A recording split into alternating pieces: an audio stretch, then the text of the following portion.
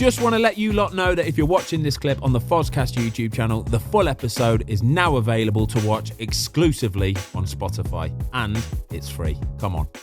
I don't know whether it's the age of Matt or your perception is that you see them as a big club because they've got a big stadium, obviously a big history, but Sunderland getting back to the Premier League's good, and I'm excited just for that game, those games alone. The derbies alone, phenomenal. I'm trying to think, is there a bigger derby? I don't know. Have you played in an Ipswich Norwich derby? I have. Yeah, we beat them. They get a bit spicy, don't they? Yeah, they do. Was it the Farmer Boys? Yeah, that's it. Yeah. Yeah, not as much as obviously up north. But because the mad thing is at Newcastle, you've got actually Sunderland people live in Newcastle. Yeah. So constantly you could run into somebody from the other side and they give you a lot of shit. Yeah, it's good. All right then. You mentioned him a minute ago. I feel he's one of my the most underappreciated player.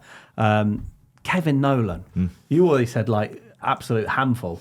But what was he like to play with? I thought he was going to say Robin van Persie then. Talking about massive names, Tim Krul. We'll talk about Robin. No, but Kevin Nolan was class. He scored loads of goals. Kevin Nolan was class, yeah. And he was probably underappreciated as well, to be fair. Yeah, same level as Snyder, I suppose. But Robin, Schneider, Van Persie. Is that a bit of British bias from me? A little bit. I love Kev. I mean, he had that... Talking about shithousery, he was up there with, I mean, he used to pin the goalkeeper. He used to be a handful. I played against him a few times and he was nasty. Yeah, he's nasty.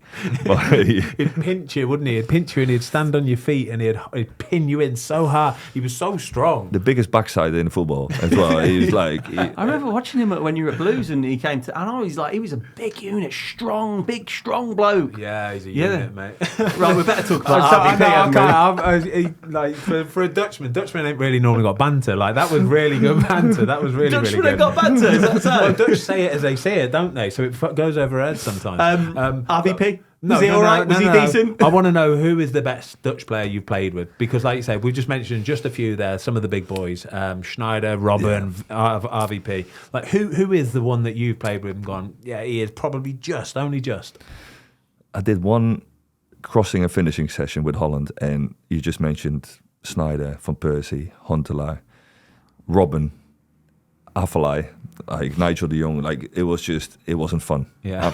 It was awful. It would literally, these players will just hit the inside of the post 9 times out of 10, and it really opened my eyes to go, right, I've got some steps to make here. And it was awful. But Snyder, left foot, right foot, he was probably the best one. Really? Yeah, he was just another level. He was class. He was class, right? Yeah.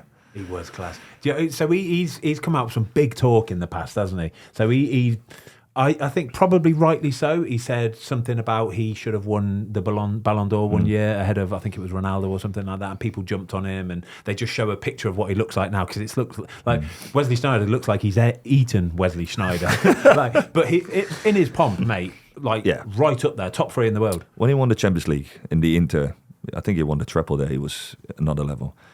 And he loved life. He was one of those jokers. Yeah. He was just unbelievable. What a lad. I mean, he came through the Ajax ranks, and everybody coming through the academy's got a bit of that Dutch kind of arrogance, and he was just another level.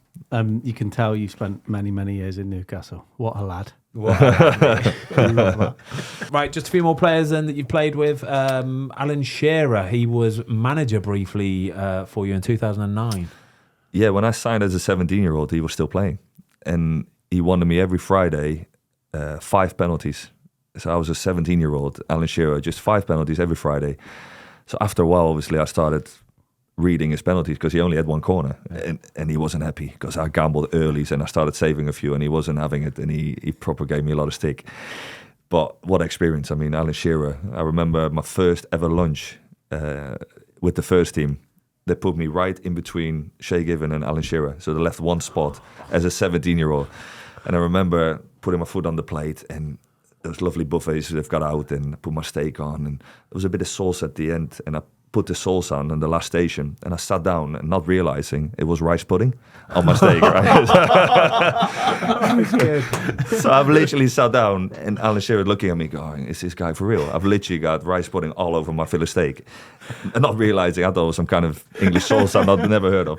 So did you go through with it? Did you eat it? I ate it. They literally, like, a young lad between all these legends, and I just sat there and I had to...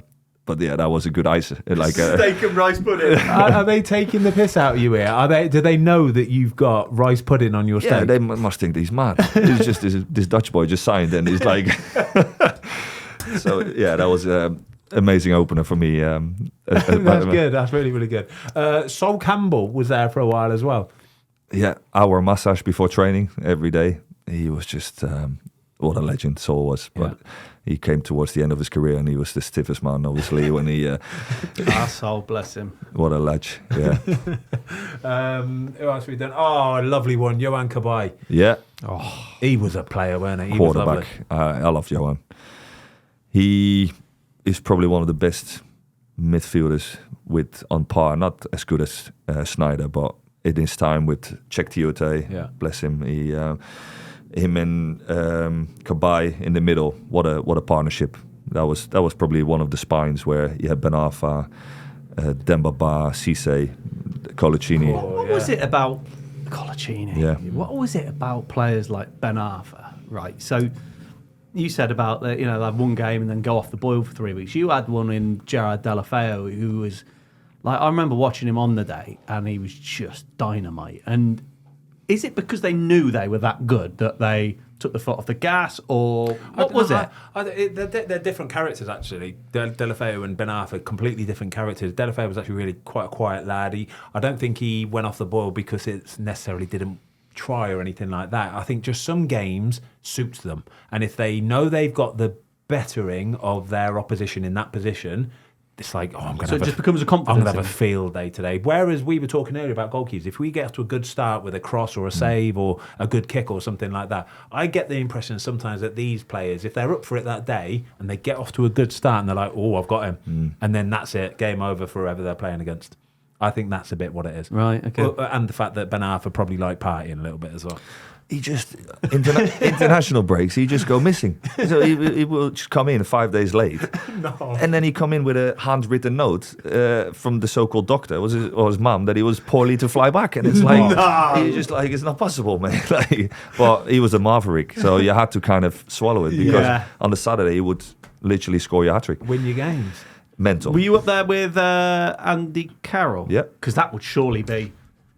Get it horrible. up to Andy Carroll, he was right? Horrible to play against. So this was, for me, playing for Holland. You have to play out from the back. But then with Alan Pardew, you had Andy Carroll. He's just lump at 60 yards, and I had 10 yards to aim for. And if I didn't hit that 10 yards, it was kicking off. I could see Pardew going like, "You're off!" Like if you keep kicking like this.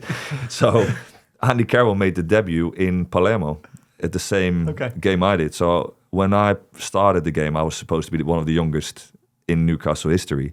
He comes on for 1 minute, nicks the whole the record because he's 6 months younger, whatever he is. But he's a local lad, isn't he? So he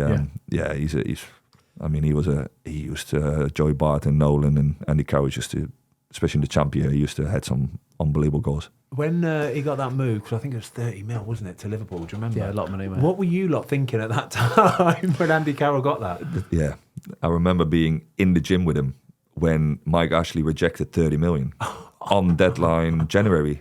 It was the last day of the market, and he was going nuts. Andy was going. 30 million for Andy Carroll at that time. It was big money, and he was losing his shit. And I remember him going out the gym, fuming, and I think Mike Ashley had a call that they opted to 35 million. And the helicopter of Mike Ashley was ready to bring him to Liverpool. So he managed another 5 mil literally in 2 hours. It was mental.